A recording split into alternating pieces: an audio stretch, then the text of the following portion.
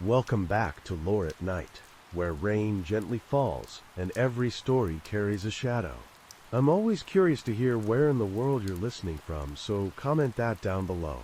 Now get comfortable, and let's begin with the first story. The first body surfaced 2 days after the windstorm, found tangled in eelgrass at the edge of Narragansett Bay. At first, no one recognized the woman. The fishermen who discovered her assumed she was a victim of mishap or despair, another casualty of the sea's temper. But the medical examiner's report altered everything. Her throat had been bruised, her wrists bearing deep ligatures. She had drowned, but not before someone made sure she could not resist. Rhode Island in the autumn of 1992 looked polite from a distance. Clapboard houses, weathered piers, towns stitched together by narrow roads, and the scent of salt and pine. Crime, when it came, tended to know its place. Domestic disputes, petty theft, the rare scandal confined to a political office or inherited feud. The idea of a serial act, premeditated and intricate, belonged to other landscapes. And yet, when the tide shifted that October, it brought more than debris to shore. The woman's name was Diana Cord, a marine biologist employed by a state-funded coastal survey. Her role involved mapping erosion zones along the bay's inner inlets, measuring salinity changes that might forecast ecological decline. She was respected, self-contained, and cautious in her habits. 2 weeks before her death, she had filed a report warning of falsified data in one of the survey's subcontracts. Numbers altered to favor a shipping consortium whose new pier threatened the marshlands she studied. The report had stalled quietly in bureaucracy, unread until her death forced it to the surface. Detective Thomas Reeve, 43, practical to a fault, took charge of the investigation. He had spent his career avoiding sensational cases, preferring fraud to blood. What drew him to this one was less instinct than irritation. The way officials shifted responsibility before evidence even existed. The site of the body's discovery lay only a mile from Navy land undergoing redevelopment. Within a week, jurisdictional confusion allowed crucial hours to evaporate. Still, Reeve persisted. He noticed the faint residue of boat fuel on Diana's clothing. Diesel, not the gasoline typical of small craft. It suggested a larger vessel, possibly commercial. Tracing her final movements proved elusive. Diana's colleagues recalled that she had worked late the night before her disappearance, leaving the lab around 9:30 p.m. Security footage captured her walking toward her car, then nothing. No forced entry, no theft. Her vehicle was found days later in a marina parking lot, locked, keys gone. A half-drained coffee cup rested in the holder, still bearing the faint scent of cinnamon. What confused investigators most was what came to light next. On her home desk sat a small waterproof notebook containing coordinates that did not correspond to any site in her assigned study. The numbers led to a restricted area near Quonset Point, an expanse of fenced land belonging partly to decommissioned Navy facilities and partly to a private logistics company, New Harbor Freight. The coordinates fell inside the company's perimeter, an overlap impossible to explain through her official research. Reeve drove to the location on an overcast morning. The site appeared ordinary, a few unused hangars, asphalt runways buckled by years of neglect, and shipping containers stacked like muted monuments. The smell of rusted iron filled the damp air. But near the coordinates' exact point stood something else, a concrete hatch sealed with a welded chain. It belonged, according to property records, to neither the Navy nor the logistics company. Its ownership trail ended in 1981 under a dissolved entity called Providence Equipment Leasing. Back at headquarters, Reeve requested archival records and found almost nothing. The defunct company had existed for less than 3 years, then vanished, leaving only partial filings. Among the few recovered documents was a maintenance log describing, quote, storage of instrumentation and mapping hardware for Eastern Coastal contracts. The log ended abruptly, mid-1982, signature page missing. The handwriting on the entries struck Reeve as meticulous, almost mechanical, letters formed with the precision of printed type. The autopsy confirmed Reeve's suspicions that Diana's death was staged to resemble drowning. Water in her lungs matched bay salinity, but her airways bore traces of synthetic oil inconsistent with the environment, as though someone had submerged her elsewhere before leaving her to drift. When Reeve requested tidal charts, a pattern emerged. Each time the tide peaked during her last recorded hours, currents aligned directly with Quonset Point's southern pier. The implication was chilling. Whoever killed her understood how to use the bay's rhythm to conceal the evidence. As Reeve pieced the fragments together, local rumor hardened into anxiety. The state's environmental agency downplayed the connection between Diana's report and her death. Yet employees quietly admitted that certain shoreline measurements had been retracted after her disappearance. New Harbor Freight's vessels continued operations with no interruption. The company's spokesperson offered sympathy while denying any involvement, citing lost paperwork during a recent office relocation. A week later, another call came in from a hiker near the Jamestown Bridge. A buoy line had drifted inward, snagged against rocks, revealing what at first looked like debris. It was a duffel bag containing waterlogged notebooks, the same waterproof brand Diana had used. Inside, pages were filled with intermittent numbers and hand-drawn grids, occasionally punctuated by short phrases written in tidy, unhurried script. A system within a system. The water keeps the rest hidden. The handwriting matched that of the 1982 maintenance log. Reeve realized the crime stretched wider than any single homicide. The notebooks contained references to equipment models, obsolete for a decade, yet their grid coordinates circled back to active maritime shipping routes. Someone had replicated or inherited an older design, an underwater network of sensors or transmitters initially built under government contract and now buried beneath civilian operations. Diana Cord had likely uncovered fragments of it during her survey.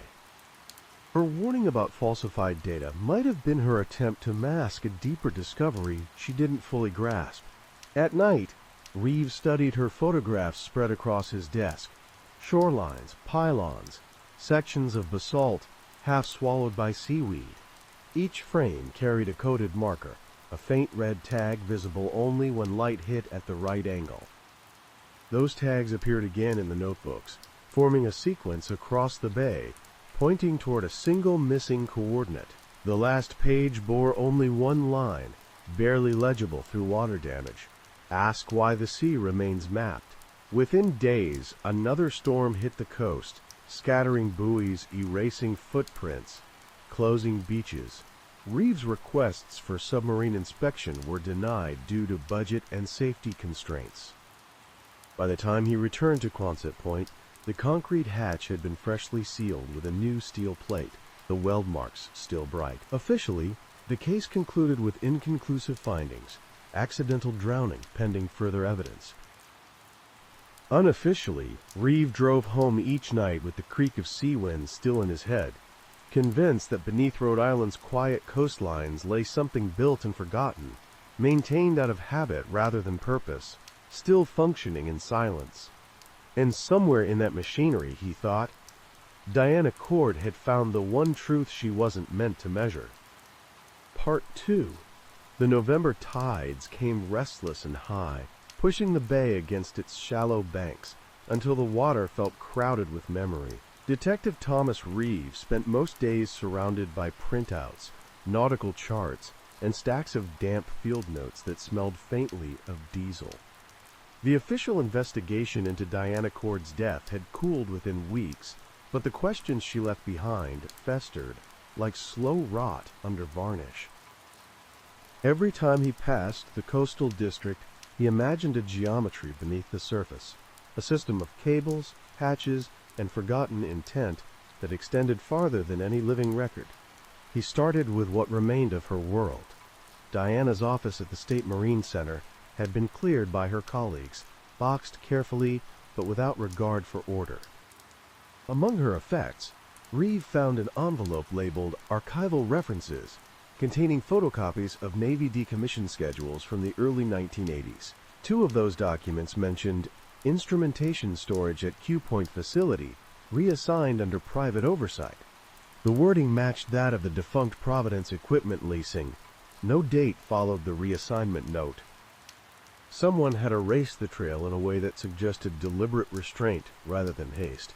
Reeve drove back to Quonset Point under slate skies. By then, New Harbor Freight had fenced additional parcels of land, claiming new development permits. The chain-link perimeter now cut off the road leading to the sealed hatch. The guards waved him away politely, citing environmental regulations. He returned that night under rain, climbing through a section of broken fencing near the shore. The place felt hollow. The sound of water inside pipes, the distant hum of electrical current feeding unseen machinery. The hatch itself was slick, immovable, welded shut under a plate of new metal, embossed with a code, QPRI/6018. Reeve jotted it down and left before dawn. At the State Archives, he found the code's echo buried in a scanned ledger of logistics patents filed in 1981. The prefix QPRI appeared beside an entry attributed to the Navy's Defense Oceanographic Survey Program, 6018, Subsurface Network Calibration Array. The description listed acoustic sensors, tide gauges, environmental calibration buoys. Testing had been completed. The network mothballed 2 years later. The patent transferred to regional contract partners when the program closed. Nothing indicated who those partners were. The words subsurface network lodged in his mind. If such an array had survived under the bay, leaking fragments of data into modern mapping projects, that could explain Diana Cord's cryptic coordinates and the falsified shoreline readings. It could also explain her death. Someone, perhaps operating under commercial disguise, had revived a dormant infrastructure originally built for defense, and someone else had tried to bring that to light. That winter, Reeve sat nightly at his kitchen table listening to shortwave static for patterns. On December 12th, the signal changed. A low pulsing tone, almost rhythmic, ran for 9 seconds before cutting out. It returned again a few minutes later, slightly offset. He recorded the intervals and cross-checked them against the bay's tidal oscillations. The signal's frequency peaks aligned perfectly with tide surges measured north of Jamestown. The pattern made sense only if underwater transmitters, those same calibration buoys described decades earlier, had never been removed. He sent his findings discreetly to a retired naval engineer, William Ashcroft, once stationed at Quonset before its closure.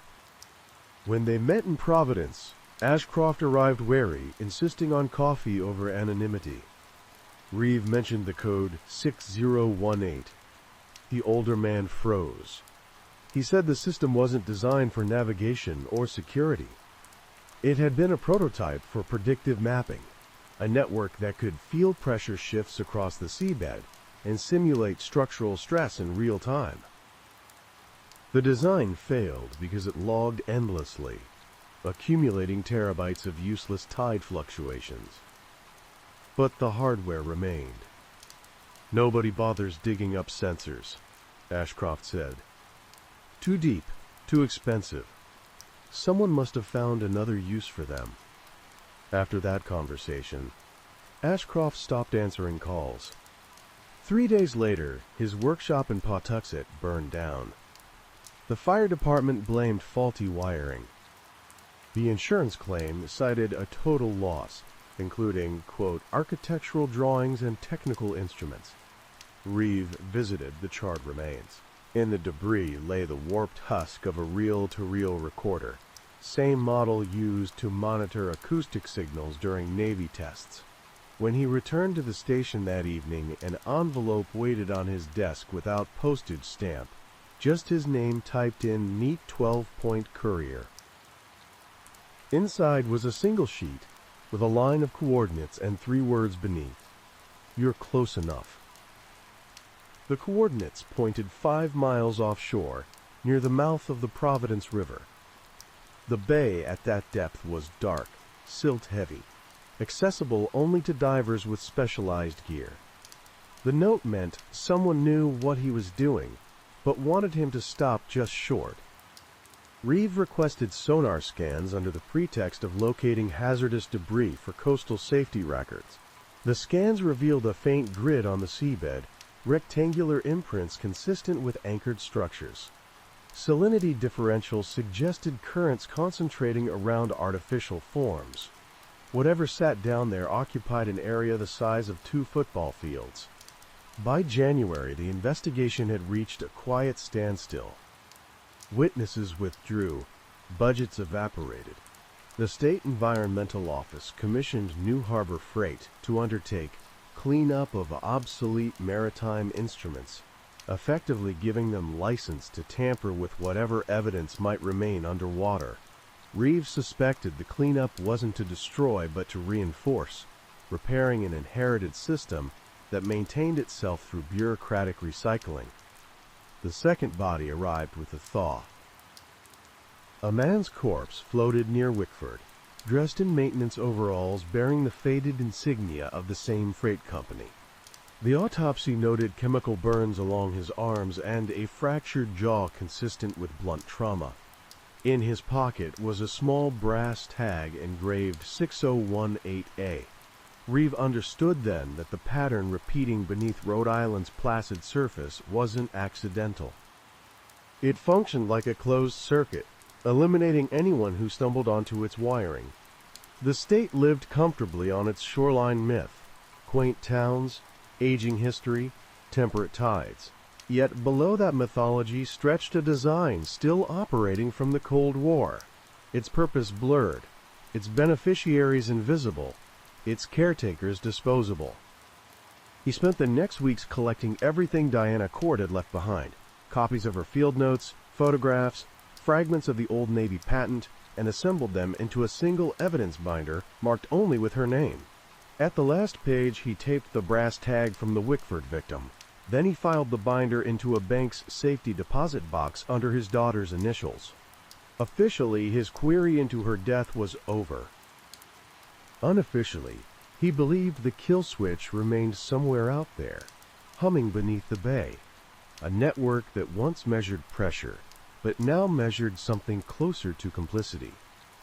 On his last recorded note, written in his private log on February 27th, he scribbled the same phrase found in Diana's notebook, "The water keeps the rest hidden." He underlined it twice. Part 3. By March, the bay's ice had broken, and the wind carried the flat, metallic taste of thawing salt. Newport's marinas filled again, with small workboats preparing for spring maintenance. Out on the highway, drivers passed harmlessly over the quiet signals that pulsed far beneath them. The same unseen rhythm that had begun to occupy every corner of Detective Thomas Reeves' thoughts. The case no longer belonged to any department.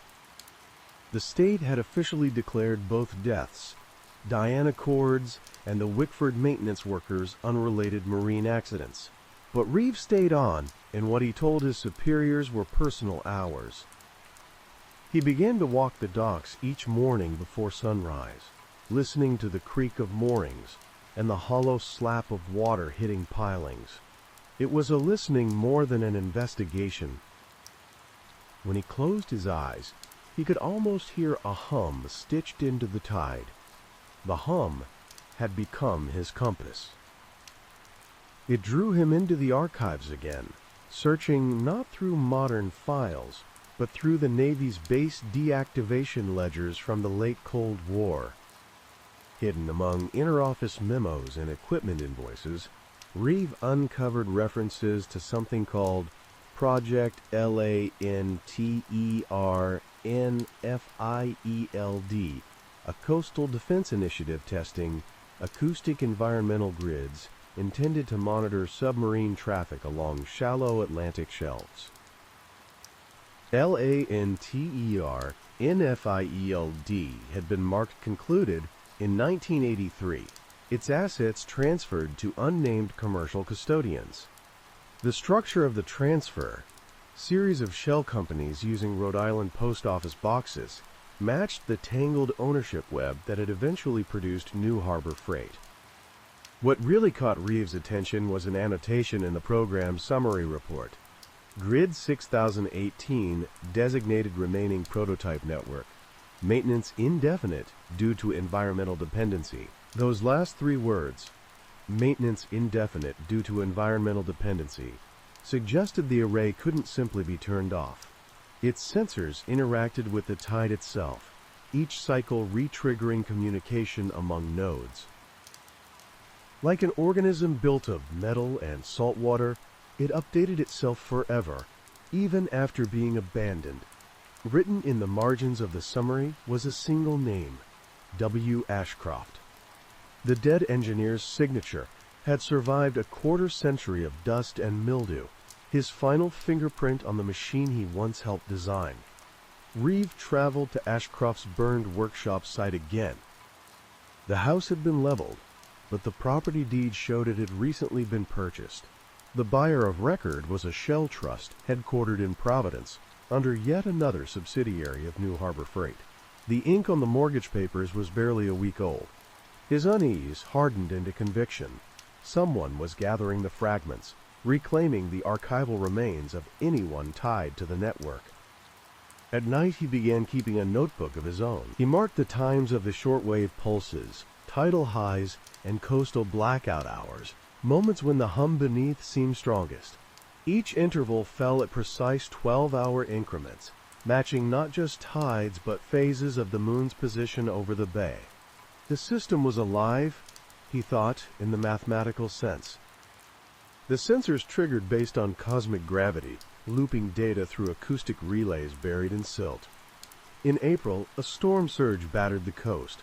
Several shoreline sensors from the university's marine lab went missing, their tether cables sheared clean. That same week, a fisherman reported a half-submerged panel of equipment washed up near the Narragansett shore. It was rectangular, coated in algae, about a meter long, stamped with the code 6018C. Reeve arrived before the company contractors could reclaim it. Beneath the corrosion, he found the faded Navy crest and a newer sticker overlaid in clean white, property of NHF Research Division, Authorized Harbor Systems. The sticker meant continuity, not coincidence. Every generation of the design had simply rebranded itself and kept running. He brought the panel to a friend at Brown University, a geophysicist who specialized in signal imaging. Together they cleaned the circuits and ran basic voltage tests. To their surprise, the device was still active. Its battery compartment had long died, yet it drew current from an internal piezoelectric system, harvesting the vibration of moving water. The machine made its own power from the element it measured. When connected to a monitor, it emitted faint data lines, pressure readings, coordinates, timestamps, and at the bottom, a line of plain text forming slowly across the screen as though typed by ghosted code.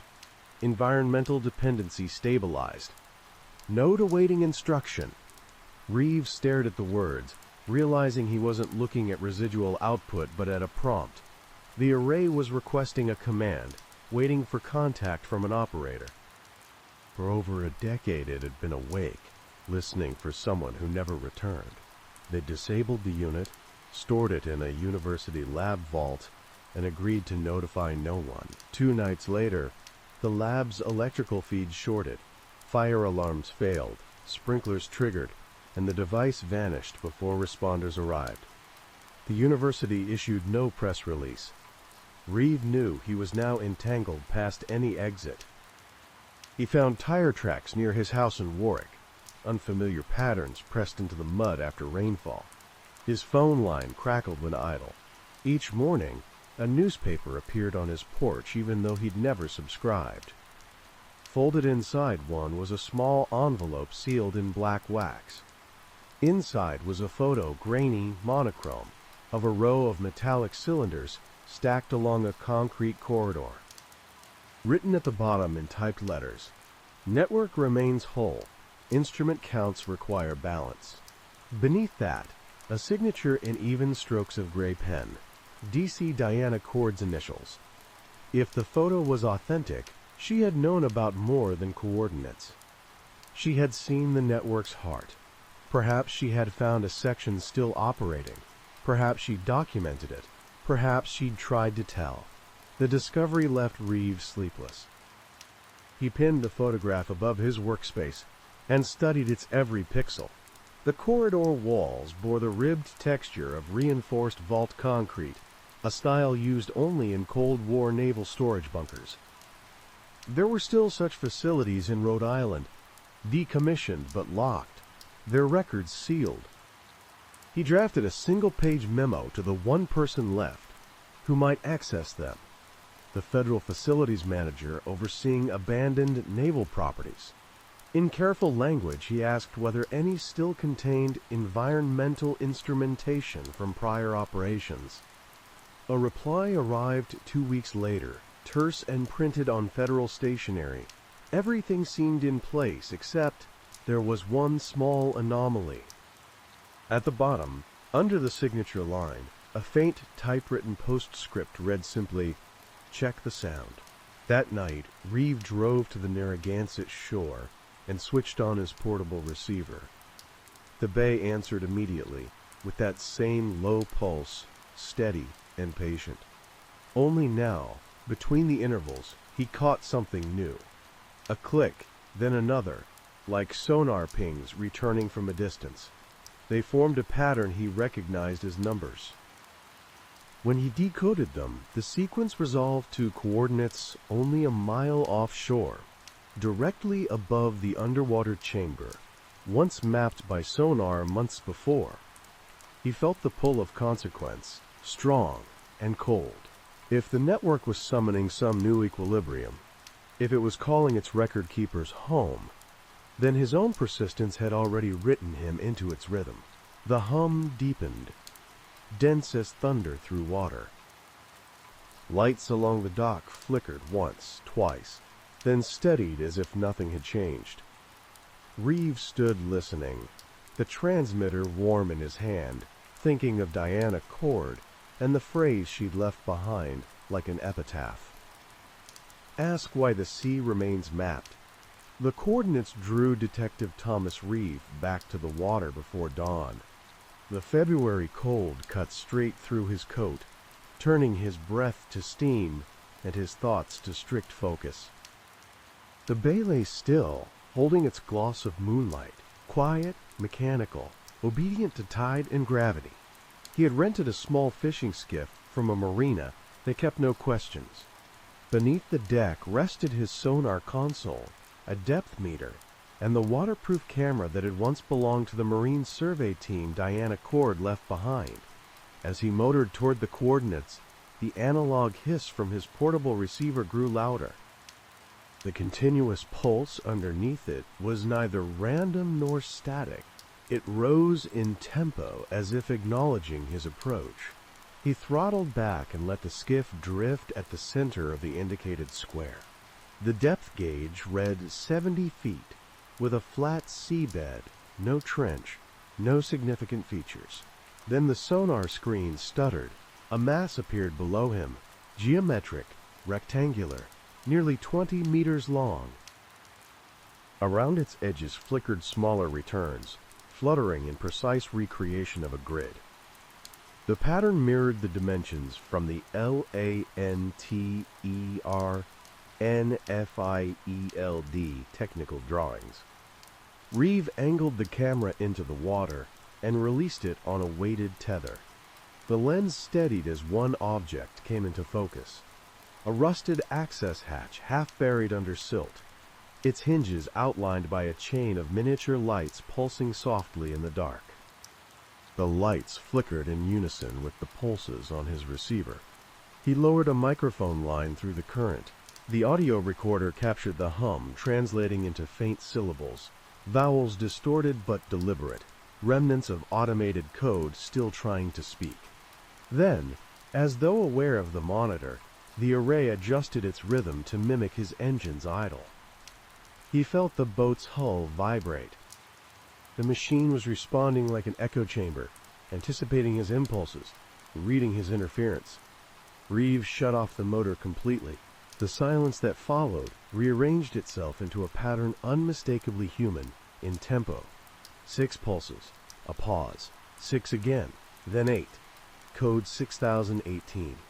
He realized then that no one had turned this system off because it was never built to require supervision.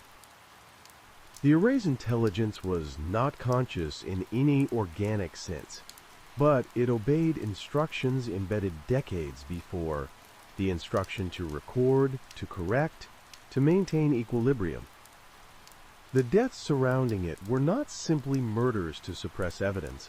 They were acts of maintenance, removing irregular variables. On shore, the faint morning light pushed over Quonset Point. He accelerated back toward land with a feeling of trespass heavy in his lungs. At the dock, 2 unmarked vans waited near the gate.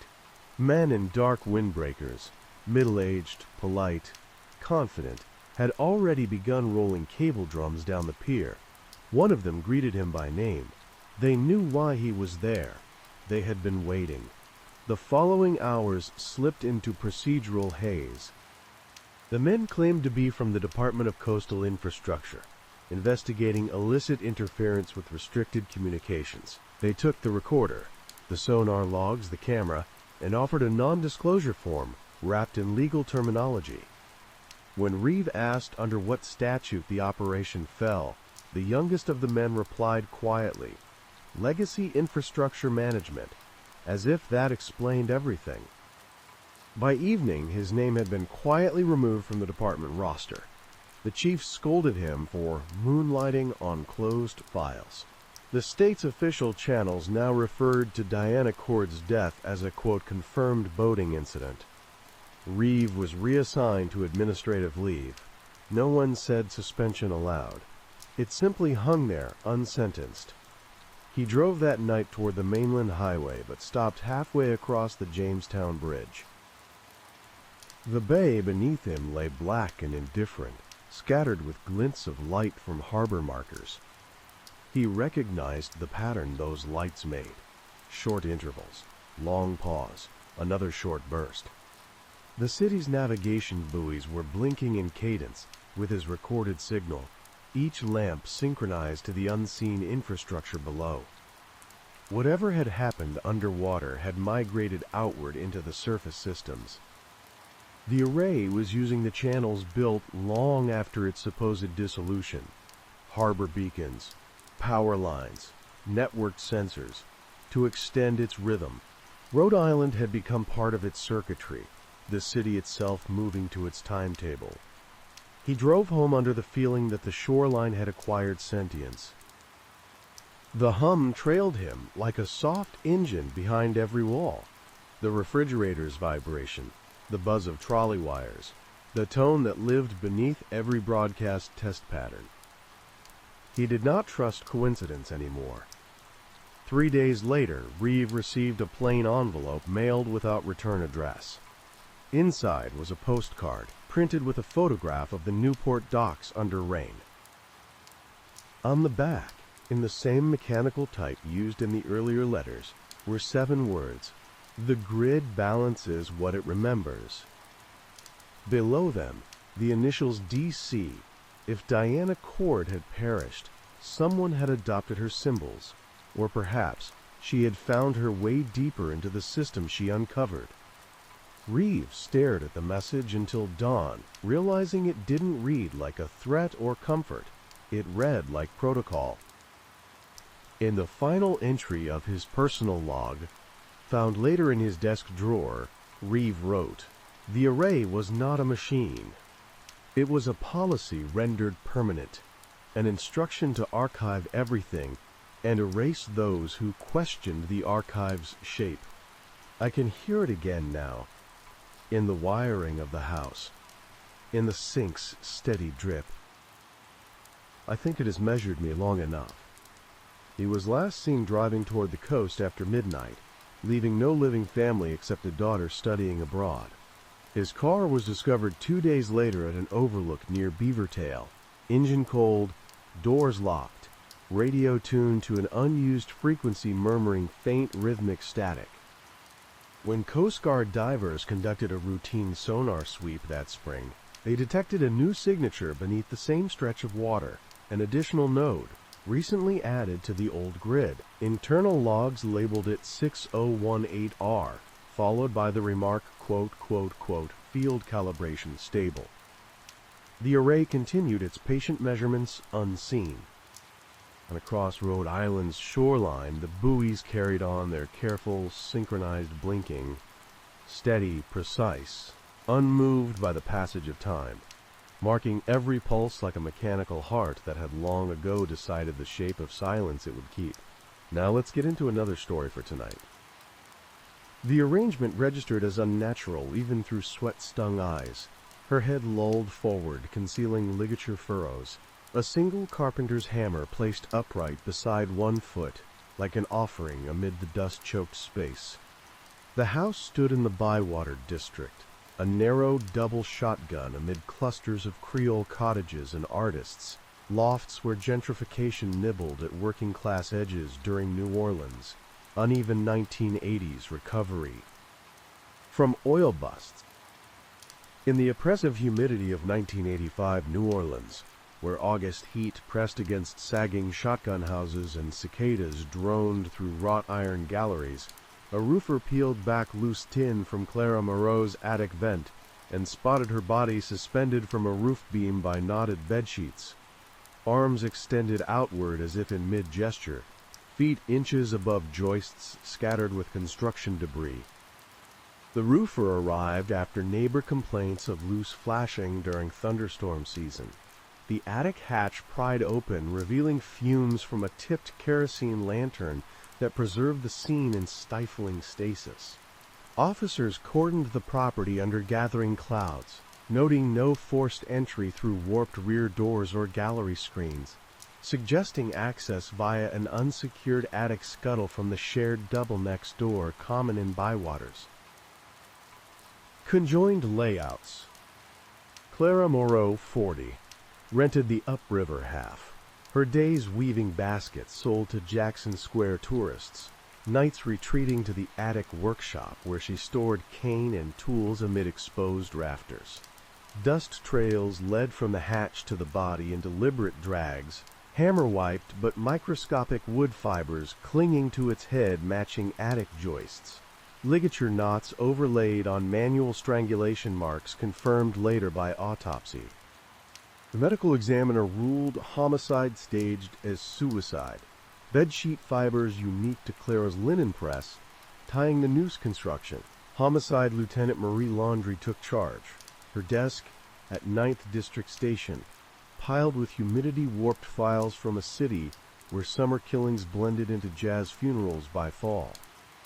Polaroids fixed the outstretched arms defying gravity, hammer positioning too precise for chaos, fibers suggesting handler gloves from roofer trades.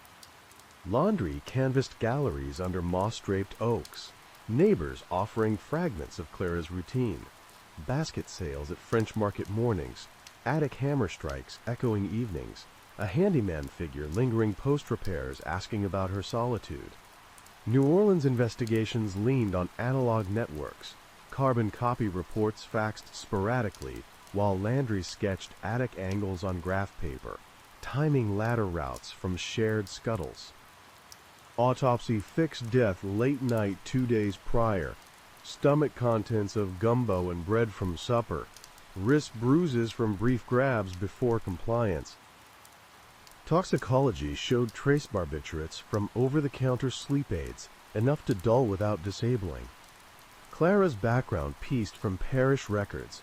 Widow since a 1980 dock accident, she wove full-time after mill layoff. Sparse phone logs to a sister in Metairie, noting odd repairmen circling the block. Landry mapped Bywater alleys, blind spots from shotgun alignments where trucks parked unseen amid Mardi Gras float dens. The hammer traced to Canal Street hardware, bulk sales to roofers fixing post-hurricane tin. Canvas surfaced tenant in the downriver half. Roy Thibodeau, moonlighting roofer for Creole cottage flips. His ladder truck glimpsed hauling tin past Clara's gallery days before. Neighbors recalled his free gutter fixes extending to attic checks. Conversations probing her upstairs work habits. Landry reviewed 1983 to 1985 cases. 3 Bywater Marigny women in attics, posed hangings with hammers nearby, ruled suicides amid heat prostrations. Fay Laundrie in 1984, suspended arms out, sheet knots identical. Iris Dupre, 1983, similarly staged, roofer sightings pre-death. Landry trailed Thibodeau's truck from job sites to trem bars, ladder probing attic vents after dark through humid veils. Surveillance caught him climbing shared scuttles, unasked, emerging with scrap tin, blurring repairs into trespass. A French market vendor ID'd him pawning basket cane post-Clara's market day. Thunder crashed when a 4th body hung in Tremé, attic pose matching Bywater, hammer upright, truck tracks muddied in courtyard. Lena Broussard, basket maker doubling tour guide, hired Thibodeau for vent tin days prior. This truck bed held fiber-matted gloves and sheet scraps typing to all scenes. Hammer set short 1 claw head. Dismissed suicides wove into deliberate attic strangulations, threading New Orleans. Steamy underbelly. Lieutenant Landry unified the 4 attic cases into a central file that bulged against 9th District humidity, spanning Bywater to Tremé, where New Orleans' 1985 shotgun clusters offered conjoined scuttles and tin vents vulnerable to ladder access amid oil-bust transients. Each featured bedsheet nooses over strangulation, arms outstretched in suspension, hammers staged upright as if mid-swing, delaying suicide rulings in a city accustomed to desperate hangings during economic slumps. Lena Broussard, 38, guided ghost tours after basket sales, her vent repair logged with Thibodeau days before the kerosene lantern tipped to preserve her pose. Laundry overlaid Thibodeau's roofer routes on parish maps, his ladder truck tracing artist loft corridors past French market stalls where victims sold wares, jobs clustering pre-deaths with overtime notes into courtyard nights. Roy Thibodeau, 44, flipped Creole cottages for cash, logbooks vague on attic tins paid by widows and solo weavers, whose solitude he probed through gallery chats. Neighbors across blocks recalled his unasked scuttle climbs, post gutters, hammer taps echoing longer than fixes warranted, questions lingering on upstairs work amid cicada choruses. The squad scoured galleries through swampy dawns, interviewing basket vendors and tour guides whose shifts left attics unattended, fragments placing Thibodeau's truck courtyard parked during storms. Pawn slips confirmed cane sales spiking post-market days, cash vanishing into trem, juke joints. Landry unearthed priors. 1980s trespasses at Marigny Scuttles settled quietly, always near craftswomen rentals accessed via tin repairs. Victims aligned as women in late 30s weaving or guiding. Evenings alone hammering cane amid exposed rafters. Sparse ties delaying alarms. Autopsies matched not signatures from Thibodeau's gloved hands, barbiturate doses uniform via stolen aids, contusions from rear grabs before new setup. No sexual traces marked violence, only ritual posing mimicking suicides in heat-trapped spaces. Landry rallied district teams in shotgun basements, carbon reports charting ladder angles from shared hatches. Surveillance, shadowed his truck from flip sites to bars, logging vent probes after dusk through oak vales, ladder extending to unasked attics. Labs extracted partials from sheet fibers, skin typing mail via precipitin excluding victims but fitting roofer profiles from service stubs. Glove mats threaded scenes to Thibodeau's truck bed, joist dust matching Treme courtyards and treads.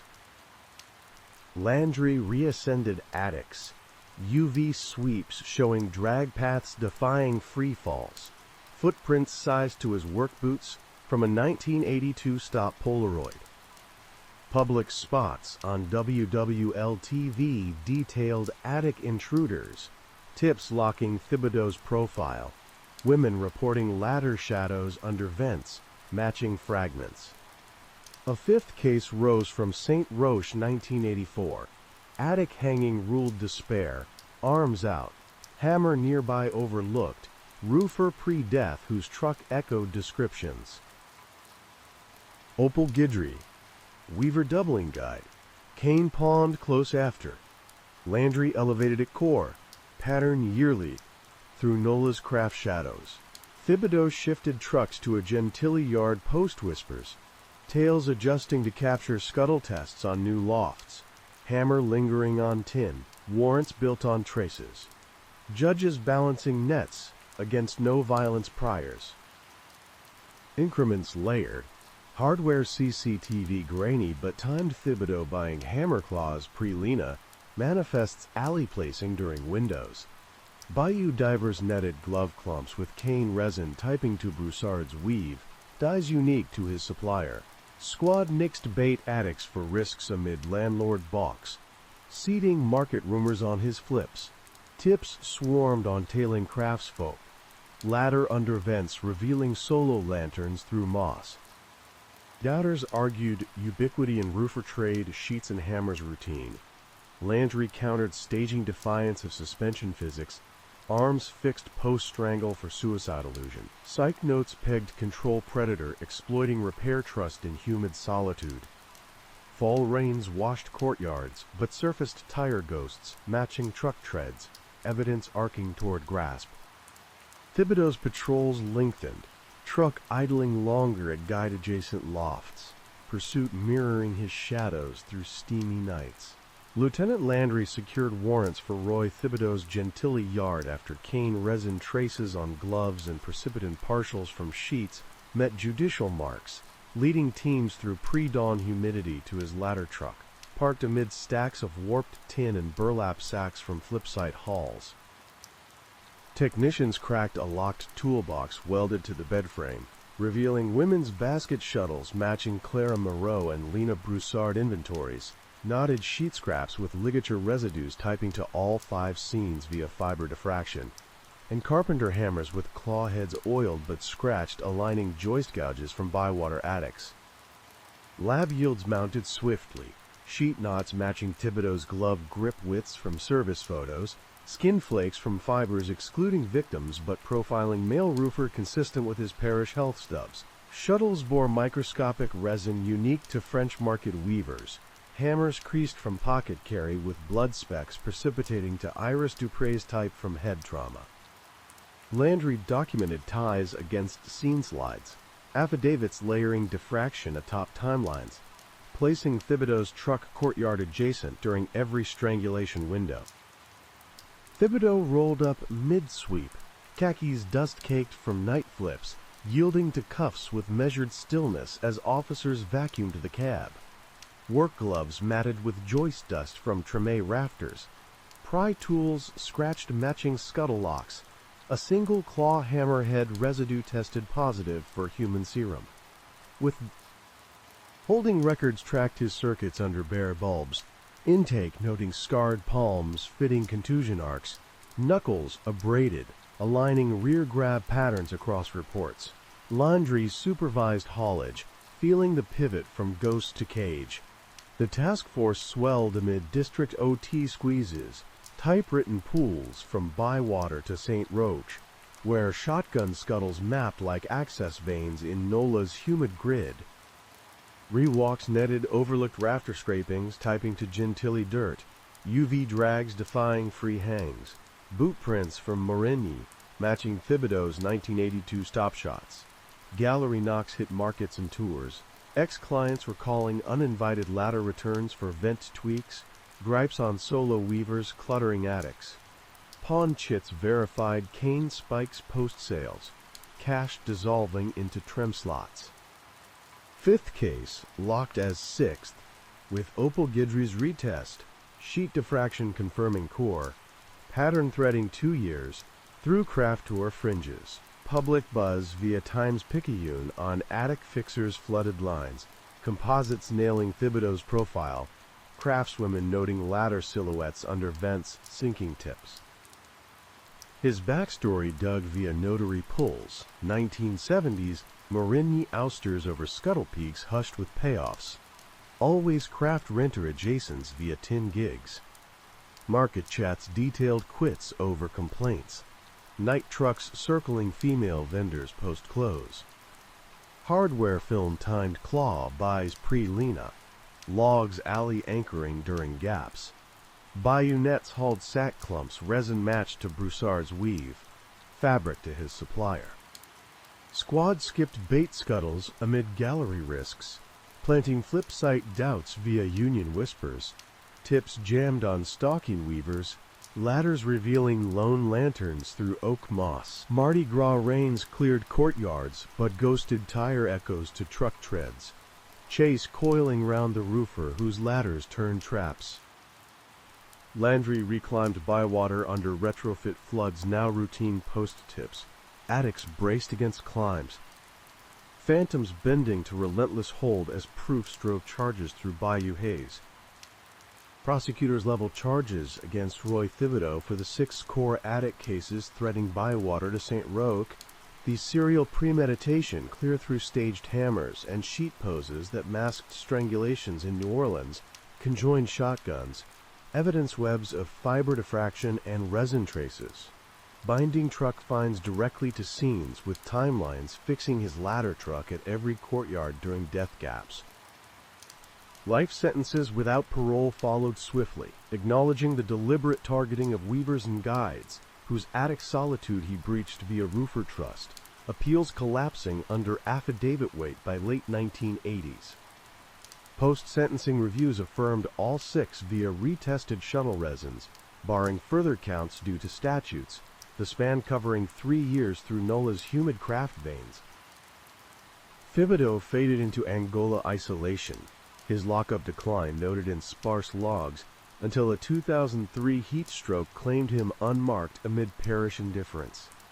9th District wove protocols from the cases, requiring scuttle locks on double shotguns, gallery flood grants for vent shadows, market alerts on repair vetting predating computer links. Landry climbed to captain, her attic sketches framed in briefings on pose illusions in swampy confines, stressing ladder probes missed in understaffed squads through oil recovery flux. Bywater cottages gained retrofit tin and hatch bars. Moss oaks pruned exposing blind alleys. Families strung memorial beads, blending names with safety drives. Markets handing verification chits enduring into casino eras. Clara, Faye, Iris, Lena, Opal found voices past funeral second lines, their paths crossing Thibodeau warning of climbers in steamy lofts, where repair faith veiled hunts. Laundry retired mid-1990s. Her parish map hung over a Gentilly mantle, red overlays bleached but firm, musing how busts bred attic loners until grips sealed ascents.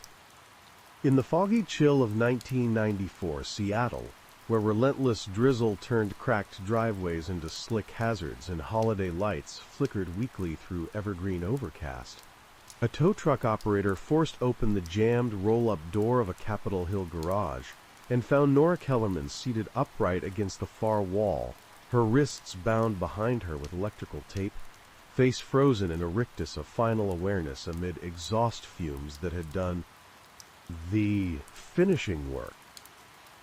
The positioning struck him as deliberate before panic set in, her legs extended straight ahead, shoes polished and aligned precisely side by side. A single socket wrench laid across her lap as if handed to her moments before the end.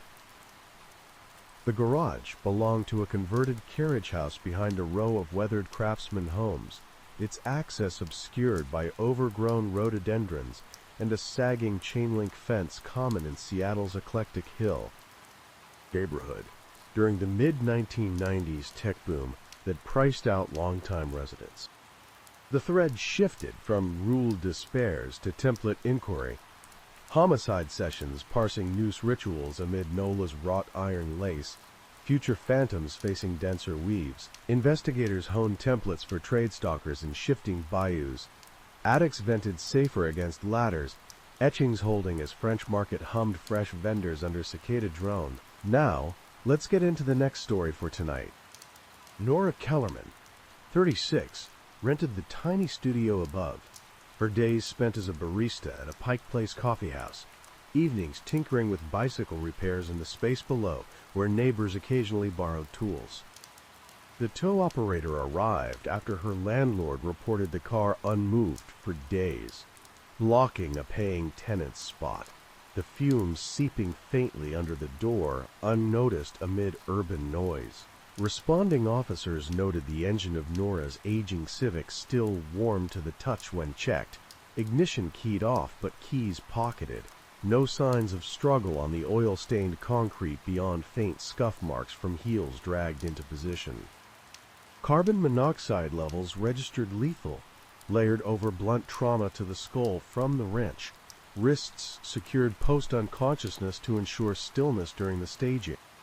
The medical examiner classified it homicide by exhaustion poisoning, the tape and pose eliminating accident or suicide theories from the outset. Homicide detective Paul Ramsey assumed lead, his desk in the Seattle PD's Special Investigations Unit buried under case jackets from a city adjusting to grunge-fueled influxes straining patrol resources. Ramsey canvassed the block, where caffeine-jangled tech workers and aging boomers offered glimpses of Nora's routine. Solo bike rides to shift, garage door rattling open for late-night tune-ups, a figure sometimes lingering nearby asking about repairs. Seattle's investigative tools blended analog holdovers with emerging digital faxed APBs supplementing clunky databases, while Ramsey sketched garage layouts on legal pads, timing entry. Vectors from alley shadows. Polaroids documented the unnatural symmetry, tape brands matching hardware store generics, wrench-wiped but micro traces of Nora's skin oils clinging to the handle. Autopsy pinned death to early morning hours 3 days prior. Stomach contents of espresso and pastry from closing shift. Minor contusions suggesting a rear blow before tape and engine startup. Toxicology cleared drugs beyond caffeine tolerance, built from barista life. Nora's life traced through sparse records.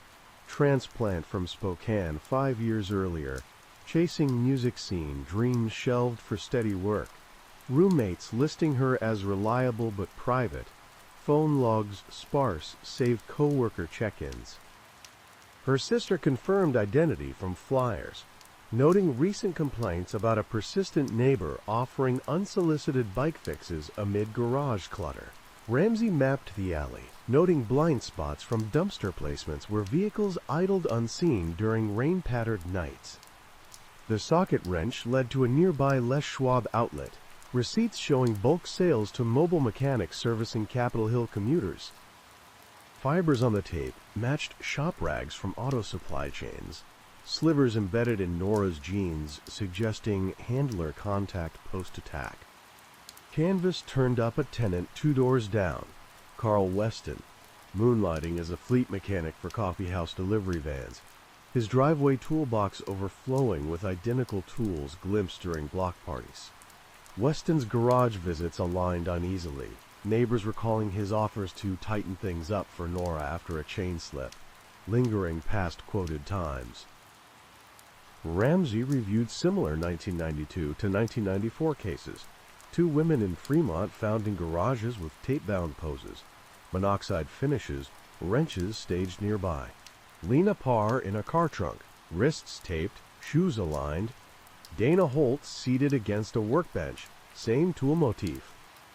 Files noted mechanic sightings pre-death, garages accessed via shared alleys. Ramsey shadowed Weston's routines, his faded Chevy van circulating hill garages after shifts, headlamp probing under doors during drizzle veils. Surveillance caught him entering unlocked spaces unasked, emerging with parts, patterns blurring service into intrusion.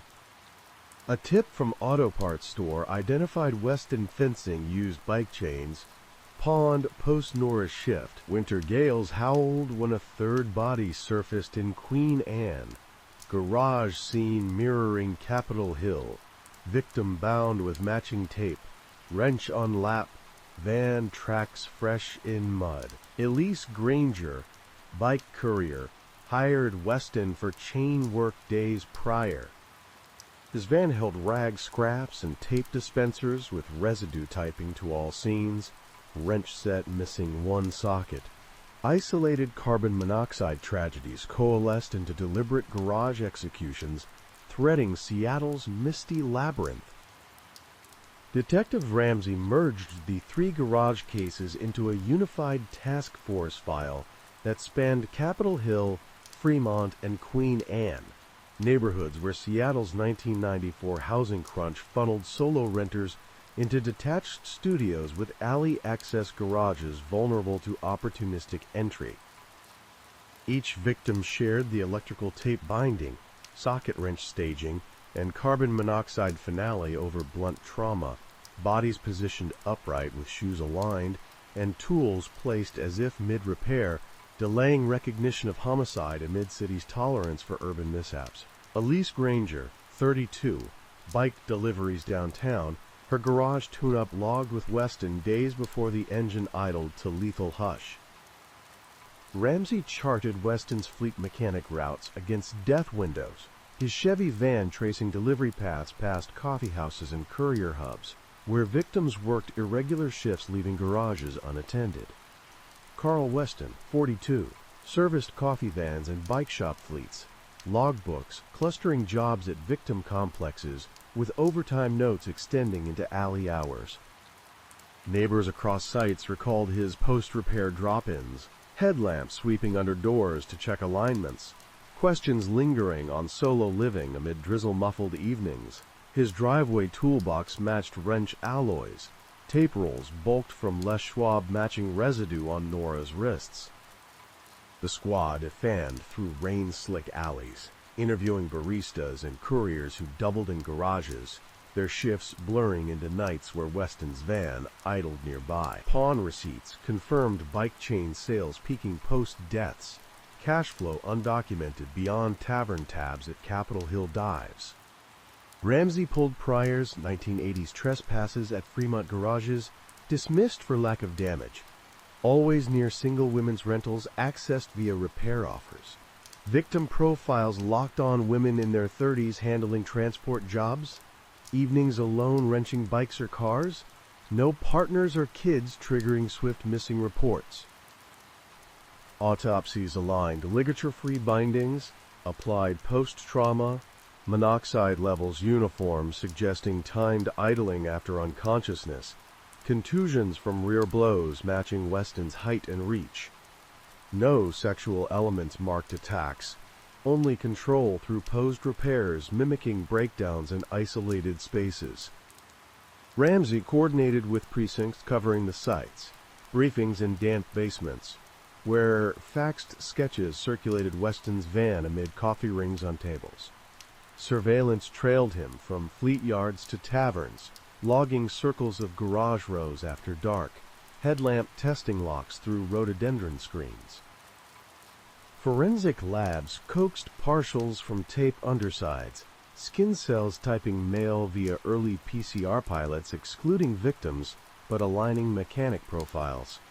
Rag fibers threaded all scenes to Weston's shop cloths, concrete dust from Nora's floor matching Queen Anne gravel and van treads. Ramsey rewalked alleys, directing UV sweeps revealing heel scuffs inconsistent with struggles, footprints sized to Weston's boots from a 1990 traffic stop Polaroid. Public tips via Como segments described persistent mechanics offering free tune-ups, composites solidifying Weston's jawline and coveralls. A fourth case elevated from Ballard 1993, garage monoxide ruled suicide. Victim posed with wrench, tape traces overlooked, mechanic hired pre-death. Vera Lang, studio renter above her space, bike parts inventoried matching pawned chains. Ramsey flagged at core, patterned now yearly through Seattle's garage-dotted hills. Weston relocated vans to a Madrona lot post-tipster. Surveillance adjusting to capture him, probing new alleys. Flashlight under doors revealing solitary lights. Warrants sought on cumulative traces. Judges weighing circumstantial nets against no priors. Brakes layered incrementally. Auto shop CCTV grainy, but time-stamped Weston. Buying tape bulk weeks before a lease. Cross-reference to delivery manifests placing him alley-adjacent during windows. River divers off Queen Anne pulled rag bundles with bike grease typing to Granger's chain. Vial traces nil but fabric unique. Task force weighed decoys in open garages, shelved for tenant risks amid landlord pushback. Tips from bike co-ops detailed Weston's rants on do-it-yourselfers wasting pro time, patterns of tailing female clients post-service. Skeptics within argued coincidence in mechanic-heavy Seattle. Tape and wrenches ubiquitous. Ramsey stressed staging ritual. Upright poses defying fume slumps. Tools placed for repair illusion prolonging accident assumptions. Site consults pegged power reassurance predator exploiting trust in bike fix culture amid tech transients. Spring rains unearthed overlooked tire marks matching van patterns. Evidence tilting toward direct action. Weston's routines tightened. Van lingering longer at courier-adjacent garages, sensing pursuit as he burned rag scraps in lots. The net constricted through fog, alleys yielding secrets as pursuit shadowed the shadower, tension coiling toward confrontation in Seattle's evergreen gloom. Detective Ramsey obtained a warrant for Carl Weston's Madrona lot after the courier near-miss description and PCR partials from tape-crossed approval thresholds, directing an early morning sweep through drizzle-soaked gravel where his Chevy van sat tarp-covered amid stacks of tires, and oil drums from fleet discards. Ramsey amassed surveillance logs for warrants, affidavits stacking PCR partials atop timelines, fiber chains unbroken through lab queues. A near-miss courier chased off a shadow, prying her Queen Anne door nights after Vera's file reopened, description locking Weston's tools and van decals. Technicians pried open the rear doors to reveal a jumble of mechanic clutter hiding a locked ammo box bolted under the workbench, its contents yielding women's bike locks, coffee shop name tags matching Nora Kellerman and Elise Granger, and rolls of electrical tape with adhesive residues typing directly to wrist bindings via lab spectrometry. Forensic processing accelerated, tape backing fibers, aligning with all four core scenes plus Vera Lang's overlooked Ballard traces, skin cells from undersides excluding victims but matching male mechanic profiles, consistent with Weston's service records. Bike locks bore microscopic chain grease unique to courier hubs, name tags creased from pocket carry, with faint blood specks precipitating to Nora's type from head trauma. Ramsey cataloged linkages against Polaroids, affidavits projecting unbreakable chains from alley dust in treads to wrench alloys sold bulk at Les Schwab weeks pre-killings. Weston arrived mid-search, coveralls mud-spattered from overnight alley runs, submitting to cuffs with calculated calm as officers inventoried the van's cab, shop rags stiff with concrete dust from Queen Anne floors, flashlight lenses scratched matching pry marks on garage doors, a single socket wrench head oiled but missing its handle. Holding cell logs noted his pacing under dim bulbs, processing revealing calloused palms sized to contusions, knuckles scarred aligning with rear blow patterns across autopsies. Ramsey oversaw transport, sensing the shift from shadow to steel. The task force burgeoned to 15 amid precinct OT caps, faxed reports pooling from Hill to Ballard, where garages dotted alley maps like vulnerabilities in Seattle's hilly grid. Re-examinations unearthed baseboard scrapings typing to Madrona gravel. UV revealed heel drags defying fume collapses, footprints from Fremont matching Weston's 1990 boot treads. Canvases hit bike co-ops and cafes, ex-clients recalling his unasked night returns to, quote, recheck chains, rants against solo renters hoarding garage space. Pawn logs confirmed chain sales spiking post-shifts, cash traces vanishing into tavern jukeboxes. Linkages expanded to a fifth case. 1992 Wallingford garage ruled mechanical fault. Victim posed upright with tape remnants. Mechanic hired pre-death whose van description echoed Weston's. Mira Voss, courier doubling barista shifts. Bike parts pawned nearby days later. Ramsey elevated at core, pattern threading 3 years through Seattle's transport underbelly, where women fix their own rides in isolated alleys. Public tips surged via KING 5 spots on garage intruders, composites locking Weston's profile, women reporting flashlight probes under doors matching near-miss accounts. Weston's history surfaced through DMV pulls and ex-employer chats. 1980s. Fremont evictions over garage trespasses settled quietly, always near bike commuter rentals, accessed via fleet tune-ups. Union contacts detailed separations from shops over client complaints, late vans circling female staff cafes post-close. Psych evals from mandatory 1990 safety screens flagged control fixations. Profiles pegging him organized predator staging repairs to mask monoxide rituals, exploiting trust in Seattle's DIY bike culture amid grunge nomads. CCTV from parts stores time-stamped bulk tape buys pre-lease. Manifests placing his van alley proximal during windows, no alibis covered. Lake Union divers snagged rag clumps with bike grease typing to Granger's chain lube. Fabric dyes unique to Weston's supplier. Task force shelved bait garages for ethics amid landlord suits, instead seeding co-op whispers questioning his reliability. Tips clustered on his tailing habits, flashlight lingering on solo-lit garages through rhododendron veils. Doubters faded as spectrometry confirmed tape residues across scenes, probabilities burying coincidence in mechanic-saturated Seattle. Ramsey mapped cash against cafe layoff waves, peaks tying to victim hires logged as, quote, chain alignments, timelines sealing no escape routes. Weston's jail isolation bred shank sketches confiscated early, composure fraying in lineups where near victims nodded firm IDs. Warrants extended to storage lockers yielding more tags and locks, net unbreakable through lab backlogs. Spring gales scoured alleys clean of old mud, but unearthed tire ghosts, matching van patterns, pursuit coiling tighter around the fixer, whose tools turned lethal.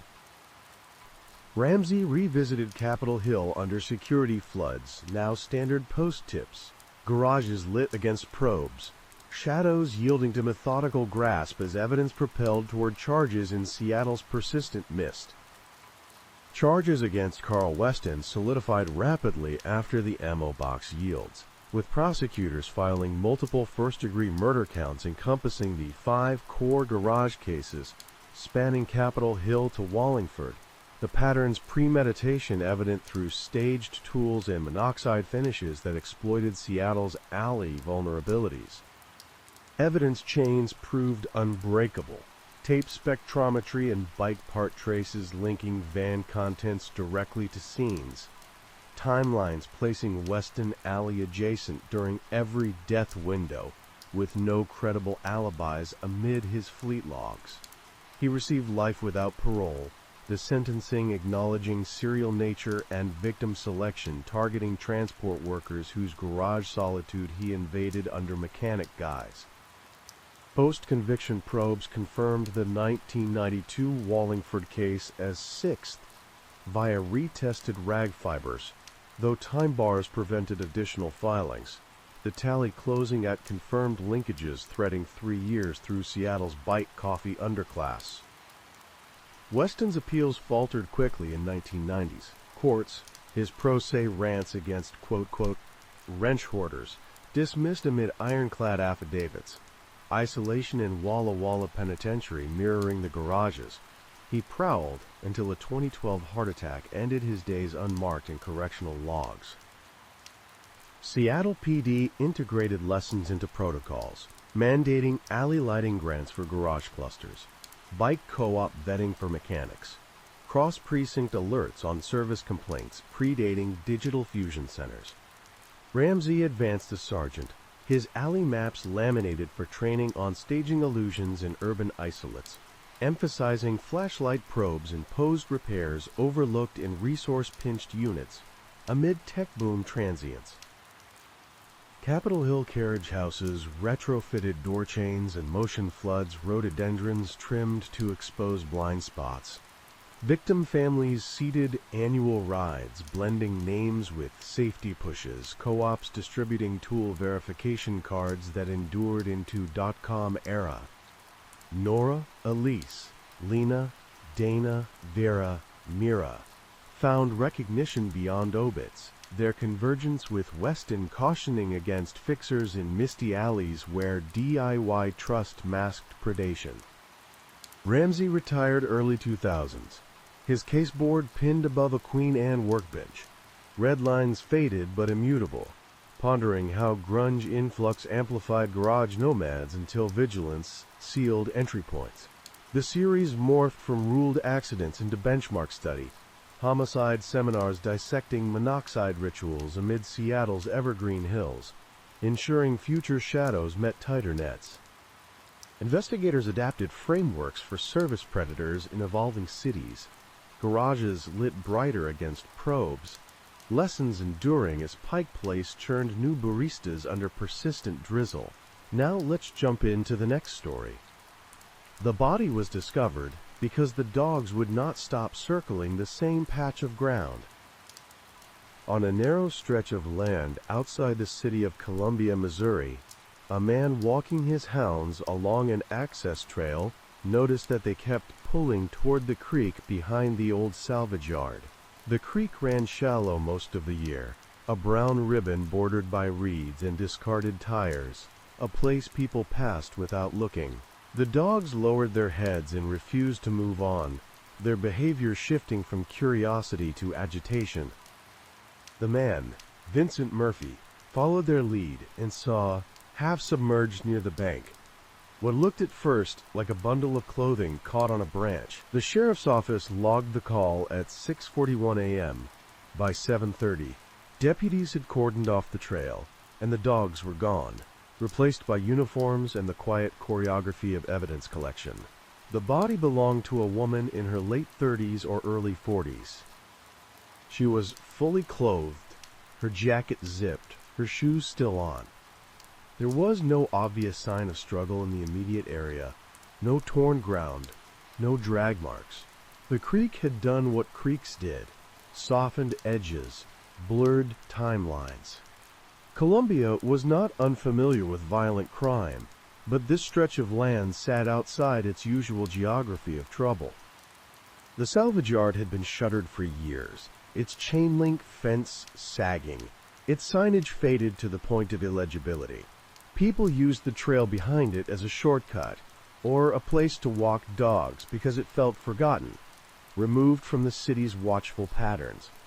That sense of neglect now shaped the scene. The isolation suggested intention. The sheriff, Daniel Mercer, arrived with the county coroner and stood back as the body was lifted carefully onto a tarp.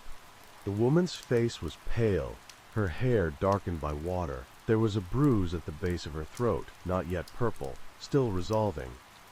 The coroner did not announce conclusions at the scene, but Mercer saw enough to know the death had not been accidental. There was no purse nearby, no phone, no identification. The woman's pockets were empty except for a set of keys without a fob, their metal dulled by moisture. The keys did not match any lock at the salvage yard or the nearby utility sheds. They belonged somewhere else, and that absence immediately became part of the case. Vincent Murphy stood off to the side, hands in his jacket pockets, answering questions when asked. He had walked this trail most mornings for years, choosing it because it was quiet and because the dogs liked the water. He described the moment he noticed something wrong as a gradual unease rather than a shock. The dogs' behavior had changed first. He had trusted them before he trusted his own eyes. Mercer noted Murphy's calm. Not suspicion, just observation. People reacted differently to death, and experienced dog owners often learn to read signs without panic. Murphy provided his contact information and left when told he could go. His dogs kept looking back toward the creek as they walked away, as if the place itself had unsettled them. As the morning progressed, investigators widened their focus. They photographed footprints along the bank, though most were indistinct.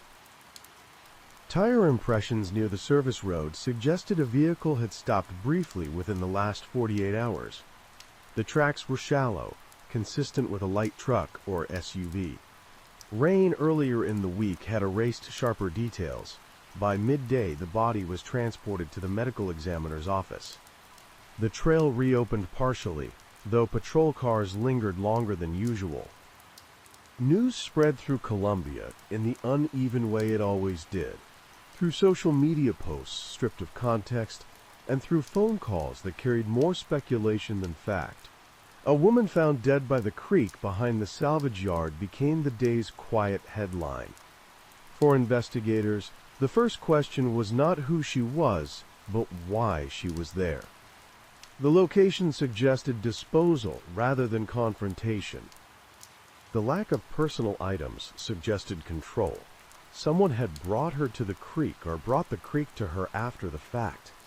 As the sun moved west and the scene broke down, the creek returned to its slow, indifferent flow. The salvage yard loomed behind it, rusted and silent, holding nothing of value except its isolation. Somewhere in Columbia, a woman had not come home, and the reason waited in the details that had not yet learned how to speak. By late afternoon, the medical examiner's preliminary findings began to outline the boundaries of the crime. The woman had died from manual strangulation. The bruising at her throat was more pronounced under proper lighting. Thumbs and fingers mapped in a pattern that suggested sustained pressure rather than a sudden blow. There were no defensive wounds on her hands or arms. That absence did not mean consent or calm. It meant control. Whoever had killed her had done so without allowing her room to fight back, either through physical advantage, surprise, or trust. The estimated time of death placed it sometime between late evening and the early hours before dawn. The creek's cold water had slowed decomposition, complicating precision. The coroner noted trace abrasions on the backs of her shoes, consistent with being moved after death. She had not walked into the creek herself. Sheriff Mercer gathered his small investigative team in the briefing room, a space that doubled as storage for outdated equipment and boxes of old case files. They pinned photographs to a corkboard, the creek bank, the salvage yard fence, the keys found in the woman's pocket. The absence of identification was now a working fact rather than a mystery. It suggested intent. People rarely lost everything they carried unless someone made sure of it. Columbia's size changed the nature of the next steps. Unlike a small town, where every unknown face drew notice, the city offered anonymity through volume. The woman could have lived anywhere, worked anywhere, passed through without leaving immediate impressions. The creek's location, however, suggested familiarity. People did not stumble upon that trail by accident. It was used by locals, dog walkers like Vincent Murphy, and salvage yard employees back when the business still operated. Investigators canvassed nearby neighborhoods, starting with the houses closest to the trailhead. They knocked on doors, asked about unusual sounds, unfamiliar vehicles, anything out of routine. Most residents reported nothing. A few mentioned a vehicle idling near the access road late the previous night, headlights off, then gone. No one could offer a description precise enough to matter. The salvage yard itself became a focal point. Though closed, it was not abandoned in the strict sense. The owner still paid minimal taxes, still stored rusted hulks behind the fence. The gate hung open, its lock broken long ago. Inside, weeds grew through cracked asphalt. The place smelled of oil and old metal. It was a natural blind spot, the kind of environment people learn to ignore. Crime scene technicians searched the perimeter and interior. They found nothing dramatic. No blood, no discarded clothing. What they did find were tire tracks that matched those near the service road, suggesting a vehicle had entered the yard, turned around, and left. The tracks were not unique. Many vehicles had done the same over the years. Still, the alignment with the creek tracks tightened the timeline. That evening, Mercer received a call from patrol. A missing persons report had been filed earlier that day by a coworker, not family. The woman was named Laura Bennett, age 39, a billing coordinator at a regional medical supply company. She had not shown up for work and had not answered her phone. Her apartment manager reported that her car was still parked in its assigned space. Her neighbors had not seen her since the previous afternoon. The description matched the body: height, build, hair color.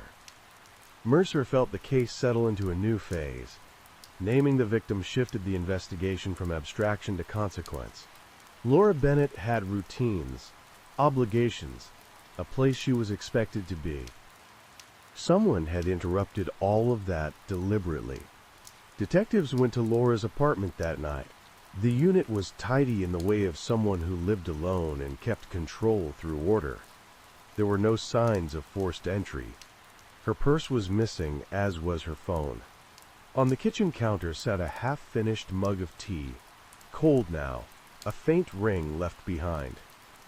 The presence of that mug suggested she had not planned to leave for long. In the bedroom, her closet showed no disturbance. Her laptop was on the desk, powered down. Investigators noted a small notebook in a drawer, filled with work reminders and grocery lists. Nothing personal, nothing emotional. Laura did not appear to keep a diary. If she carried her private thoughts anywhere, they were not in writing. They photographed everything and left the apartment as they found it. Outside, the building's security cameras covered the parking lot and entrances. The footage showed Laura returning home at 5:48 p.m. the day before. She exited her car, walked inside carrying a tote bag. She did not leave again on camera. That fact sharpened the edges of the case. If she had not left voluntarily, someone had come to her. Either she had allowed them in, or they had found a way inside without forcing entry. Trust entered the investigation as quietly as it always did, without announcing itself. Back at the station, Mercer reviewed the call logs from Laura's phone account. The last outgoing call had been to a number not saved in her contacts, placed at 7:12 p.m. The call lasted just under 3 minutes. The number belonged to a prepaid phone, registered without identifying information. That detail did not offer answers. It offered direction. As the night deepened, the investigators worked through Laura's recent history. Coworkers described her as competent, reserved, reliable. She did not socialize much at work. She had recently taken a few personal days without explanation. something she had not done before. No one could recall a conflict that rose to the level of danger. Vincent Murphy's name appeared again, not as a suspect, but as a threat. He had found the body. He had walked that trail regularly. Investigators noted his address and routine. They would speak to him again, not because of suspicion, but because proximity created obligation. In homicide investigations, the first person at the scene was always part of the story, even when they were not part of the crime. As midnight passed, Mercer stood alone in the briefing room, looking at Laura Bennett's photograph pinned beside the creek images. The case had begun to take shape, but its center remained hollow. A woman dead by strangulation, placed in a forgotten creek, stripped of her identifiers. A city large enough to hide patterns, but small enough that patterns still existed.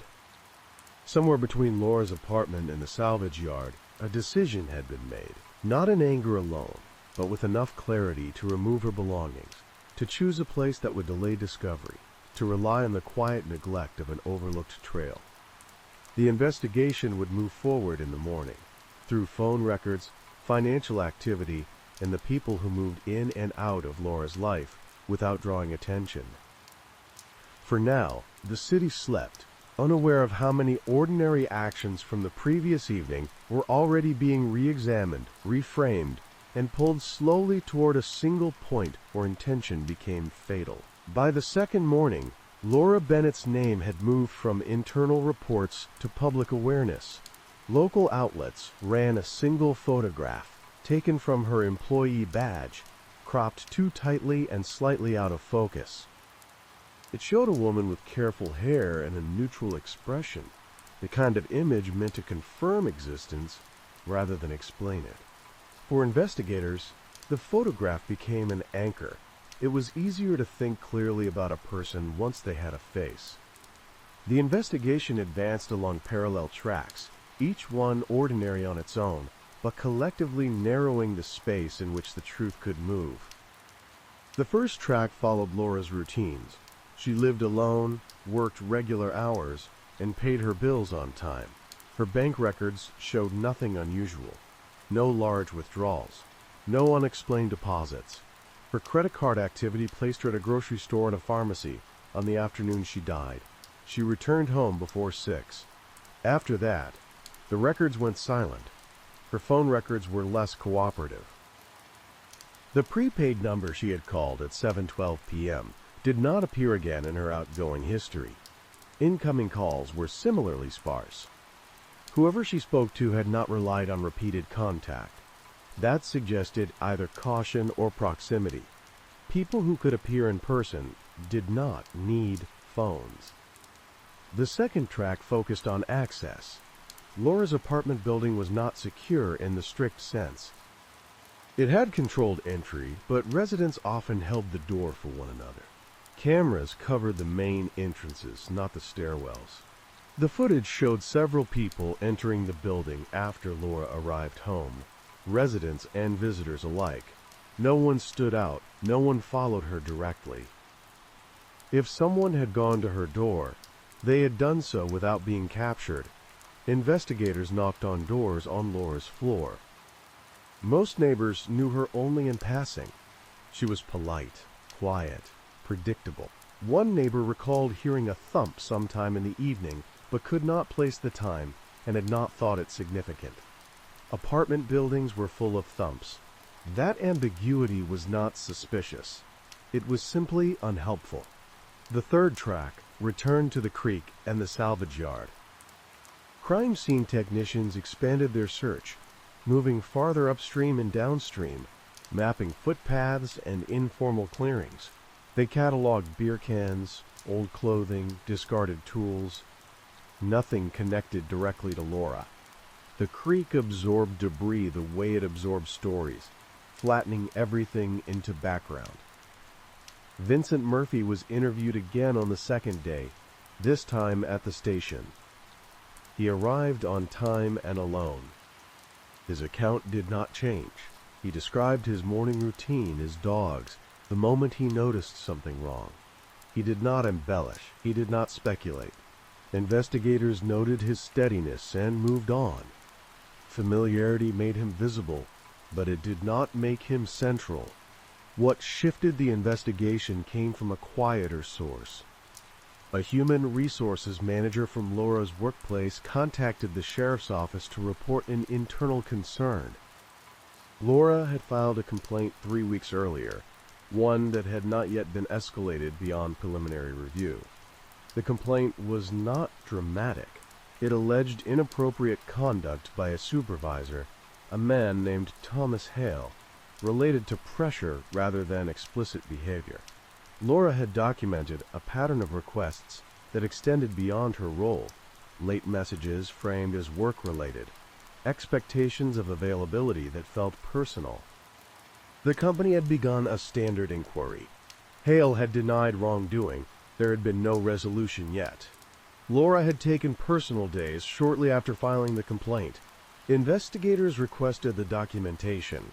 It showed careful language, measured phrasing, the kind of writing that came from someone who understood how easily tone could be dismissed. Laura had not accused Hale of violence or threats.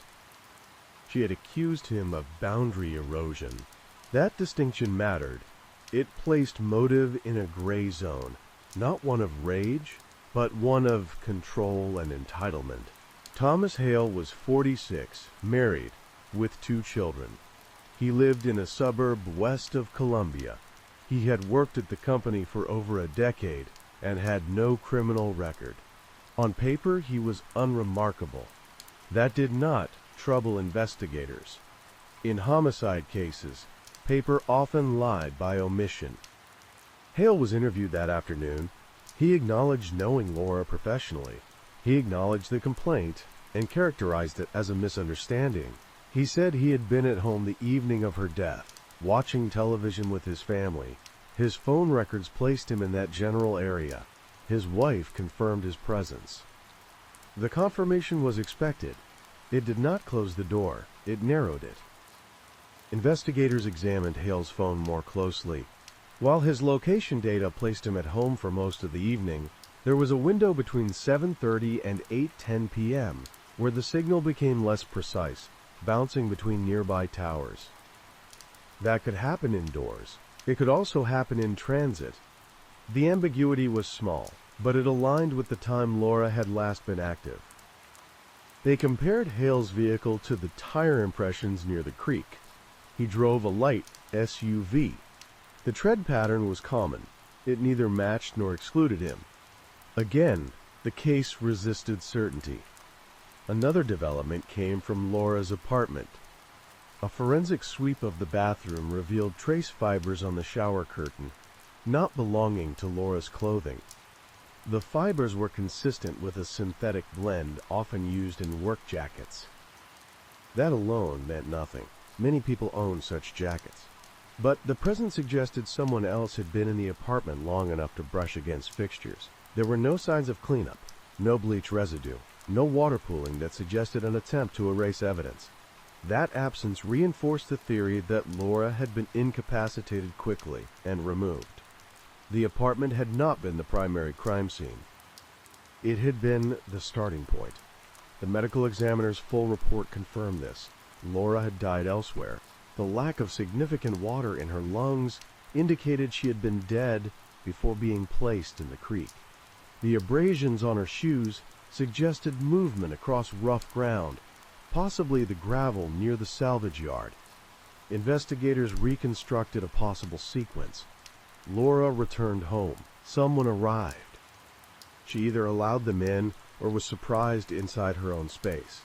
She was subdued without a prolonged struggle. She was transported in a vehicle to the salvage yard area. She was killed, or she was already dead. Her belongings were removed, either to delay identification or to keep something from being found. The question remained, why the salvage yard? The property records search revealed that the land had been sold recently, not for development, but for tax consolidation. The buyer was an LLC tied to a real estate holding company based out of state. The transaction had gone largely unnoticed. The yard's neglect was now intentional. It was a place where no one expected change. That detail suggested planning rather than impulse. Someone had chosen a location that blended into the city's blind spots. As the second day ended, investigators felt the case constrict. The number of plausible scenarios was shrinking. Laura Bennett had not been killed by a stranger passing through. She had been killed by someone who knew her well enough to approach her without resistance, and who understood the city well enough to hide her briefly. The focus returned to motive, not in the dramatic sense, but in the practical one. What did someone gain by killing Laura? Silence. Control. The removal of a problem that threatened stability. Columbia continued its routines. Traffic moved. Offices opened. The salvage yard remained quiet, but within the investigation, familiarity itself had become suspect. The closer someone was to Laura's ordinary life, the more carefully they were now being examined. The case had not yet revealed its center, but the perimeter was tightening, and within that narrowing space, the difference between coincidence and intention was becoming harder to maintain. The third phase of the investigation did not begin with a new discovery, but with a recalibration. By the morning of the fourth day, investigators accepted that no dramatic piece of evidence was going to surface intact. There would be no weapon recovered from the creek, no eyewitness stepping forward with a clear memory, no confession triggered by confrontation. The case would advance through accumulation, through pressure applied carefully enough that it did not fracture. Laura Bennett's life was re-examined not as a series of events, but as a structure. Investigators mapped her weeks leading up to the murder, looking for deviations so minor they might otherwise be dismissed. The personal days she took after filing the workplace complaint became the first anchor. She had not traveled. Her phone data placed her at home, at a coffee shop near her apartment, and once at a public library across town. The library visit stood out. It was not part of her routine. Security footage showed her entering the building mid-morning and leaving 90 minutes later. She did not check out books. Investigators obtained her computer usage logs through the library system. She had accessed state employment statutes, workplace harassment guidelines, and information on filing formal complaints beyond internal company processes. The search history suggested preparation, not panic. Laura had been moving toward escalation. That shift reframed everything that followed. If Laura had been preparing to take her complaint further, the stakes for the person she accused had changed. What had been an inconvenience could have become a threat, not only to reputation, but to employment, family stability, and social standing. Thomas Hale's life was examined with equal precision. Investigators did not look for rage. They looked for stress. His financial records showed recent strain, not debt, but obligation. His eldest child had begun college that fall. Tuition payments had started. His mortgage had been refinanced the previous year. None of it was unusual. Taken together, it suggested a man invested heavily in the continuity of his life. His phone usage patterns were analyzed minute by minute. While his device showed general location consistency, it also revealed deletion patterns. Messages sent late in the evening had been removed, not en masse but selectively. That was not illegal. Many people curated their digital lives, but in the context of a homicide, curation became narrative control. Investigators obtained a warrant for Hale's work computer. The forensic analysis showed no explicit misconduct, but it did reveal a series of calendar edits. Meetings with Laura had been renamed or reclassified after the fact. A recurring one-on-one appointment labeled billing review had been deleted entirely from the calendar history. The deletion had occurred 2 days after Laura's death. That action did not prove guilt, it proved awareness. The salvage yard location remained an unresolved element. Investigators returned to it with a new question. Not how Laura had been placed there, But why that specific site had been chosen over countless others? The answer emerged slowly, through zoning records and a review of Hale's professional history. Years earlier, before his current role, Hale had worked briefly in logistics for a subsidiary that handled surplus medical equipment. That role had required him to visit industrial sites, including salvage operations, to assess storage and disposal options. One of those sites had been the very yard where Laura's body was found. The visit was documented in old expense reports, buried in archives no one had touched in years. Hale had known the yard when it was active. He had known its access points, its blind spots, its proximity to the creek. He had known that it was overlooked. When investigators presented this information to him during a second interview, they did not accuse. They observed. Hale listened, his posture unchanged, his responses measured. He reiterated his denial. He explained the calendar edits as routine cleanup. He dismissed the yard connection as coincidence. The interview ended without confrontation. It was not yet time. The case turned inward again, toward Laura's final hours. Investigators reconstructed her apartment timeline using environmental clues. The tea mug suggested interruption. The absence of noise complaints suggested she had not screamed. The lack of defensive wounds suggested surprise or trust. That trust became the fulcrum. Investigators considered who Laura would have opened her door for after dark without hesitation. Friends were contacted. None reported plans. Family lived out of state. Co-workers did not socialize with her outside work. The list narrowed naturally.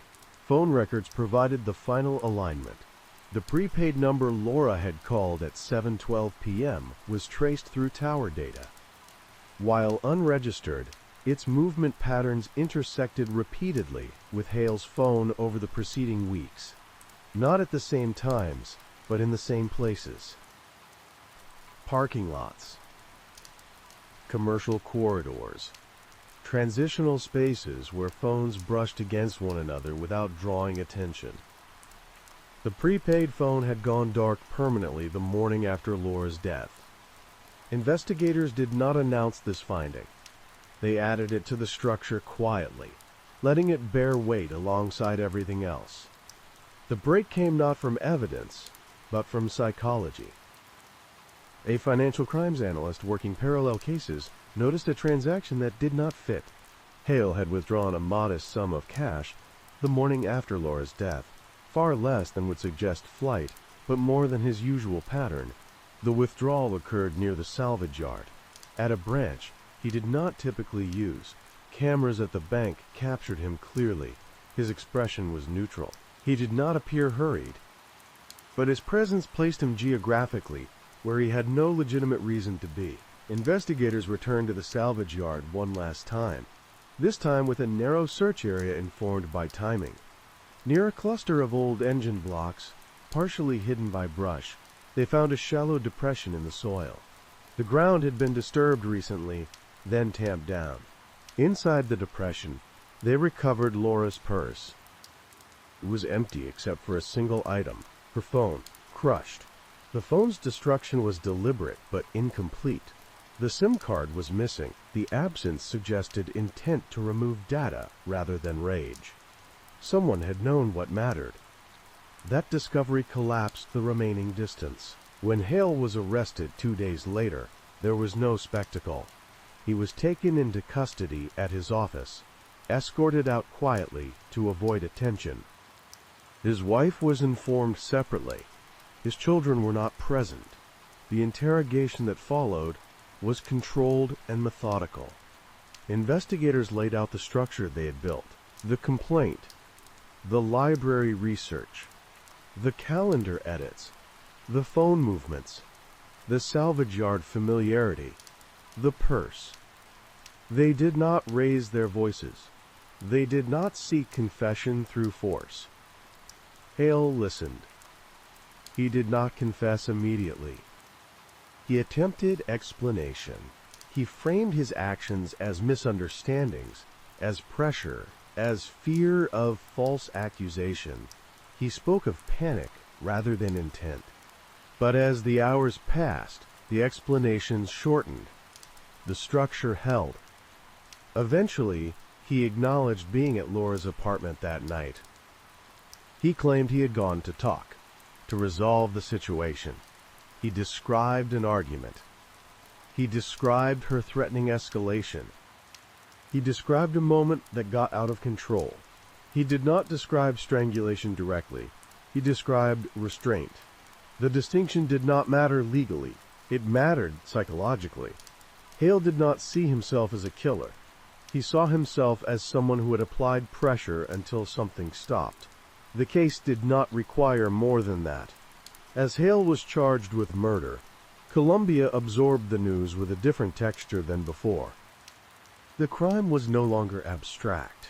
It had come from inside ordinary structures, from workplaces and routines and unexamined authority. Laura Bennett's death was not the result of chaos. It was the result of familiarity abused, of pressure applied without leaving marks until it was too late. The final phase of the case would not be about discovery. It would be about resolution, about explaining how a life ended not in a moment of visible violence, but in a sequence of decisions that narrowed options until one person believed removal was easier than exposure. And in that belief, everything else had followed. The final phase of the case unfolded without urgency, as if speed would cheapen what had already been decided. Once Thomas Hale was charged, the investigation shifted from proving what had happened to documenting it in a way that could withstand time, appeal, and the slow erosion of memory. The work became careful rather than aggressive, focused on confirmation rather than pursuit. Hale's formal statement, given after consultation with counsel, aligned closely with what investigators already knew. He admitted to going to Laura Bennett's apartment the evening of her death. He framed the visit as an attempt at reconciliation, a final effort to persuade her not to escalate her complaint beyond the company. He described his own fear in precise terms, not of legal consequence alone, but of public exposure, of becoming a person his children would see differently. According to his account, the conversation deteriorated quickly. Laura had refused to reconsider. She had spoken calmly, outlining next steps she intended to take. That calm, more than anger, appeared to have destabilized him. He described reaching for her arms to stop her from moving away, then tightening his grip when she resisted. He did not describe a moment of realization. He described an absence of it. The medical evidence filled in what his language avoided. The bruising pattern, the duration of pressure, the lack of defensive wounds all indicated sustained force. Laura had been overpowered, not accidentally injured. The distinction Hale attempted to maintain between restraint and violence collapsed under forensic clarity. Investigators documented the transport of her body next. Hale admitted to wrapping Laura in a blanket from her couch and carrying her to his vehicle. He chose the salvage yard because he knew it, because he believed it would delay discovery, and because the creek offered concealment without permanence. He removed her purse and phone to slow identification, destroying the phone when he realized how much data it contained. The prepaid phone, purchased weeks earlier, had been intended for contact without traceability. He had used it sparingly, aware enough to avoid patterns but not careful enough to avoid intersections. After Laura's death, he removed the SIM card and discarded it along a highway rest stop, a small act that felt decisive to him at the time. There were no accomplices. No evidence suggested anyone else had known what he planned or what he had done. The crime was solitary in execution, even if its roots lay in systems that allowed pressure to build unchecked. When the case moved toward trial, Hale accepted a plea agreement. He pled guilty to second-degree murder in exchange for a sentence that removed the uncertainty of jury deliberation. The agreement spared Laura's family a prolonged public examination of her final hours. It also spared Hale's family a trial that would have fixed his actions in daily headlines. At sentencing, the court heard impact statements summarized by the prosecutor, not read aloud in dramatic fashion. Laura's parents spoke of her steadiness, her careful way of moving through the world. Her co-workers spoke of her competence and her quiet resolve.